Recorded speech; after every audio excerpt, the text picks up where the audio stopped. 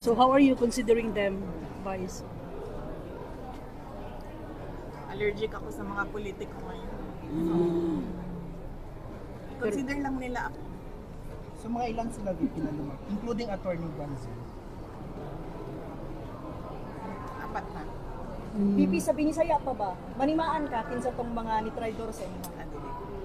Hindi ka mo daw.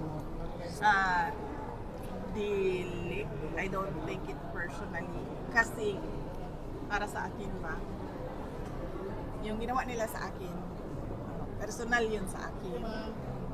So, bilang isang politician, natural na ganun ang gagawin sa iyo. So, wala lang yan sa akin. Pero ang ginawa nila sa bayan, yung corruption at yung abuso nila, hindi yan personal sa akin. So, hindi natin yan palalampas.